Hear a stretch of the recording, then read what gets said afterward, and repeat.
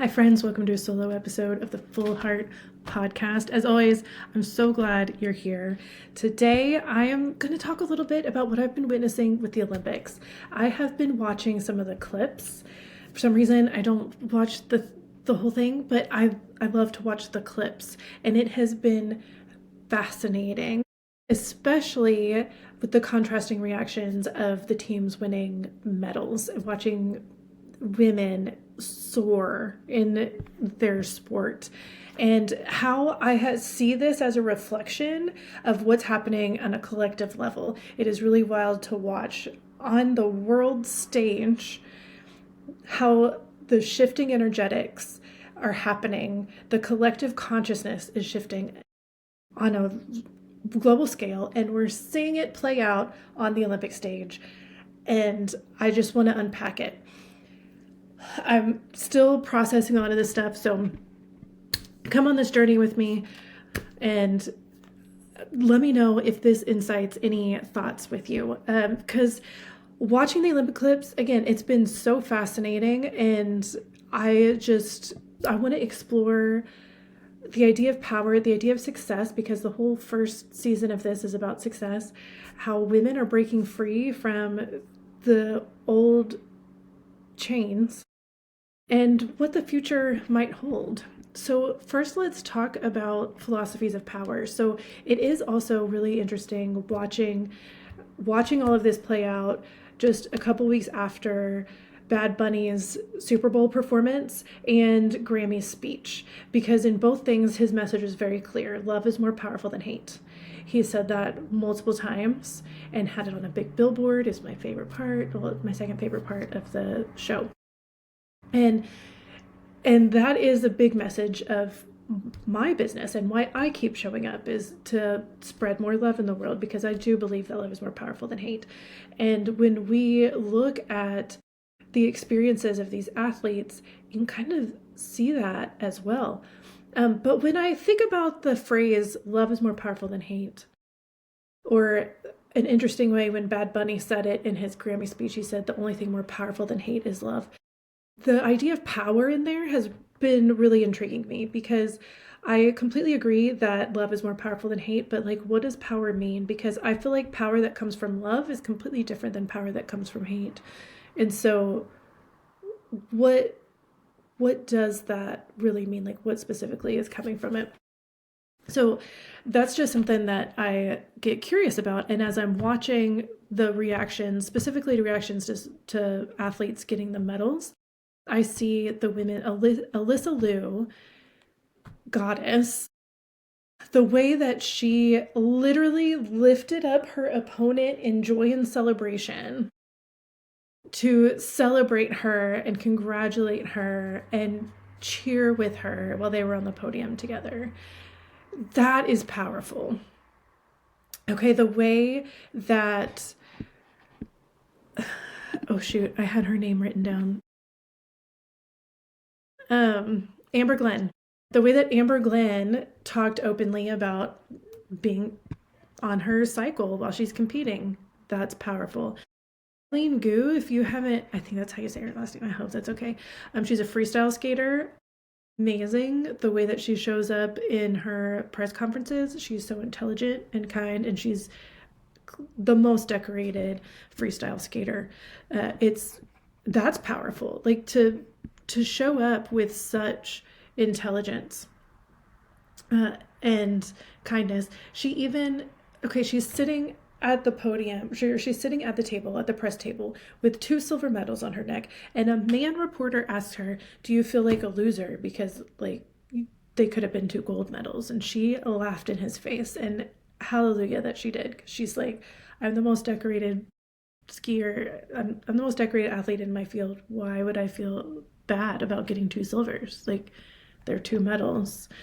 And the way Alyssa Liu is like, I might accidentally lose this one day. Like, that, the gold medal wasn't the point. The point was to get out and express myself. And Eileen said a similar thing. Like, all these women are really talking about that. I saw some of them. I saw multiple examples of this where the women show up and say, it's not really because of the medal. because this is how I express myself. This is everything. This is me being me.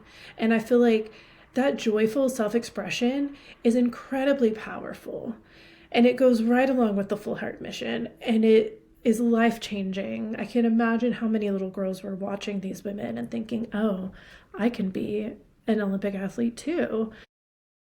And how it sparked something in them. It's amazing. And then we look at the men, specifically the U.S. men's hockey team, how they celebrated in the locker room, who they were celebrating with, and what was said on the infamous phone call.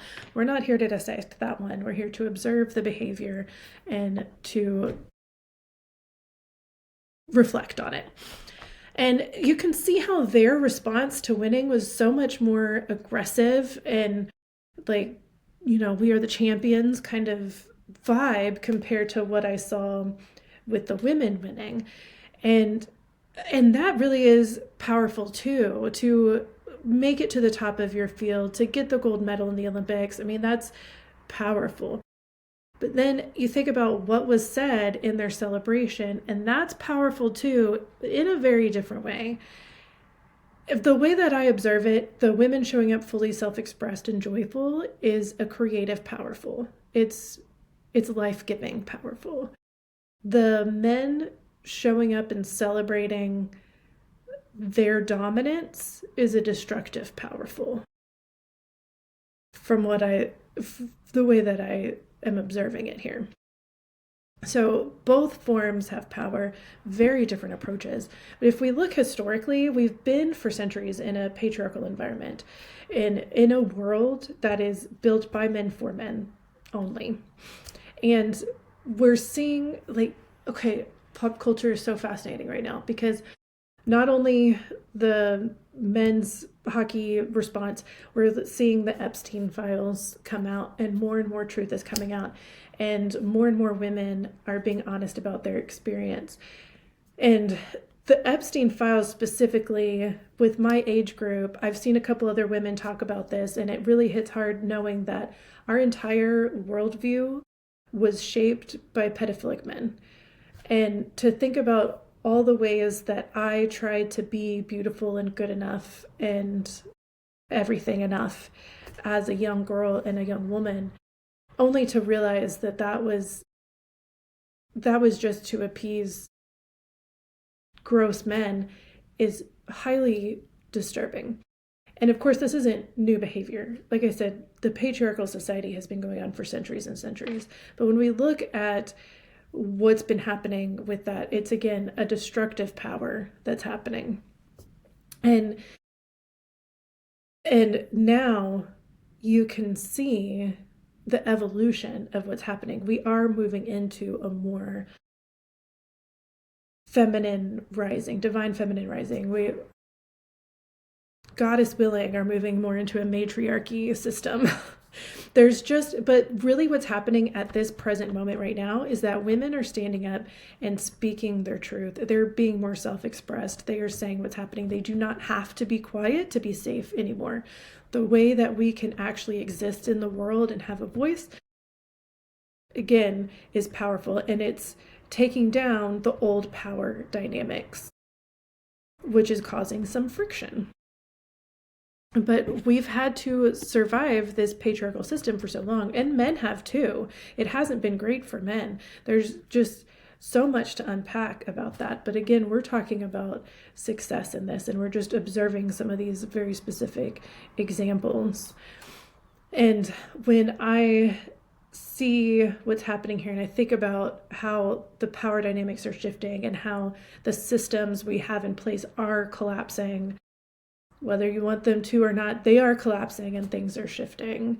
And it's fascinating to see how this empowerment of women is starting to shift things so much and how powerful self-love really is. And so what does this mean for success? When we think about these Olympic athletes who are at the top of their game, world-class athletes literally competing against other worldwide athletes. This is who's the best on the planet, right?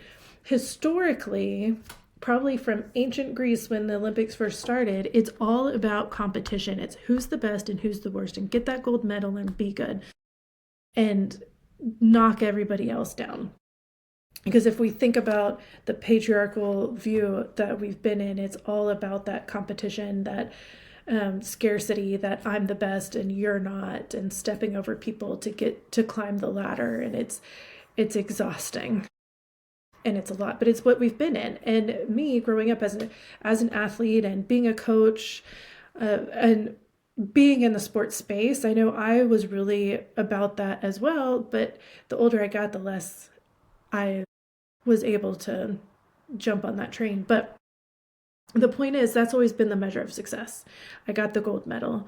And again, when we think about the one reporter asking Eileen, like, do you feel like there's 2 gold medals lost? I believe was his exact words. And she said, no, I have the medals.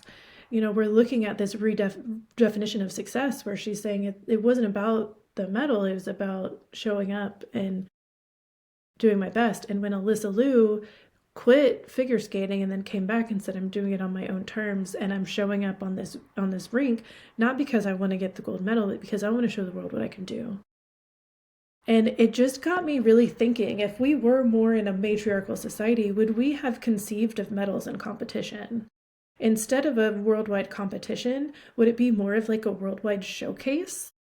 Because imagine, again, let's look at the power of it and the idea of success. If we look at the history of the Olympics, the power is I showed up, I killed my body so that I could be the best athlete and I could get the gold medal.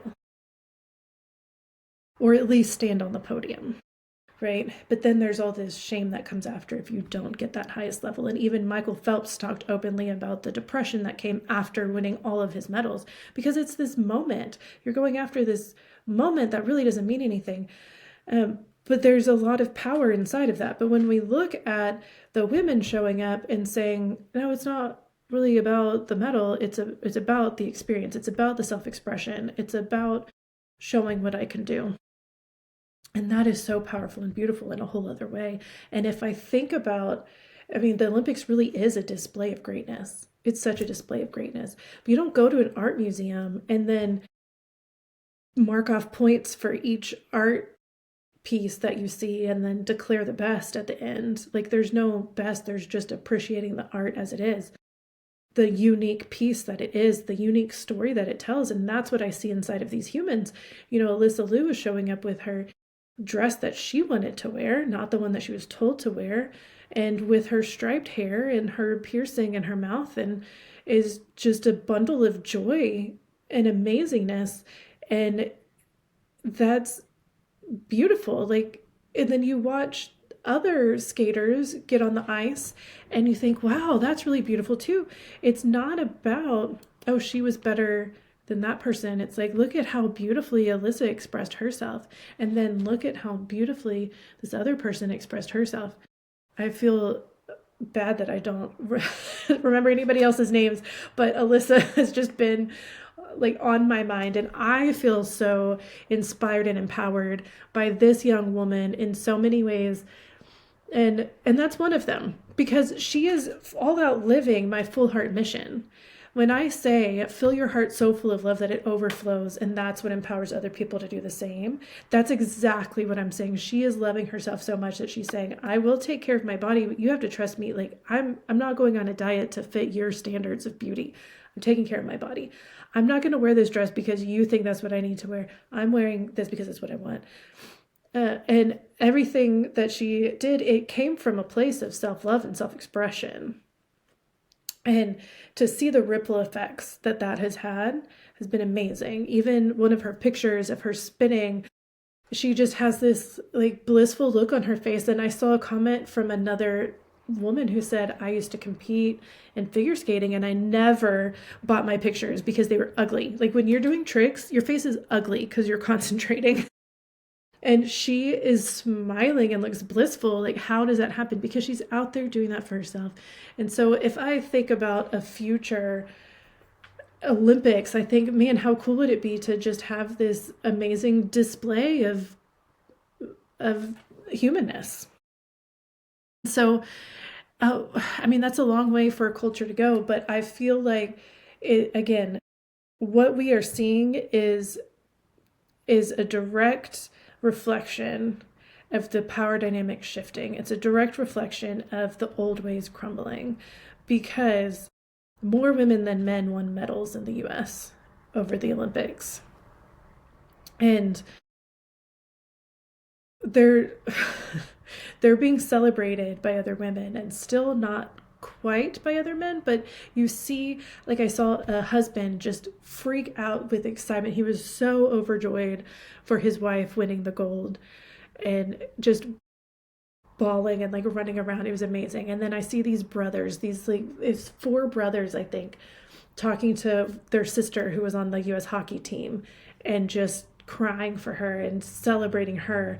And that's so beautiful to see these men celebrating the women in their life, and then to have that juxtaposed with the US men's hockey team saying, oh, well, we'd have to invite the women.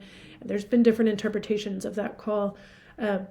But the way it feels for me is, I mean, they've been winning and getting what they want for centuries, and to just kind of casually say, well, I guess we'd have to invite the girls. It feels very much like a third grade boy slumber party with the no girls allowed sign on the outside. Like, let's all celebrate each other. Okay. So really the main focus of this is to just share what I'm observing in this Olympic celebration and how it reflects what I'm observing on a collective level. And I just get curious about things as we move forward. Like what really is the purpose of getting the medal? How is that more important than just fully expressing yourself on the ice? Like what would happen if Michael Phelps just was like, man, I just love being in the water and I love swimming, and so I'm just going to go and enjoy every moment of this? Would he have had a better mental health experience after? Maybe. And if well being and self expression was prioritized over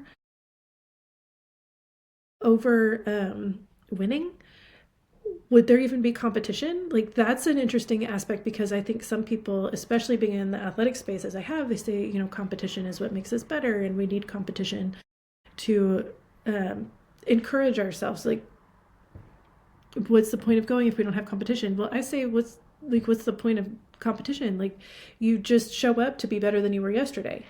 You show up because everything in you wants to show up. You can't tell me that Alyssa Liu was meant to do anything else. Like, look how at home she looked on the ice. It's amazing. Very different from the figure skating world that I grew up in with Nancy. Why I just forget her name. So that was crazy. That was a lot. We don't need any of that anymore. And so now we have women, like, we have competitors hugging each other and celebrating each other for getting medals. That's not competition. That competition didn't make Alyssa Liu better. It made her quit.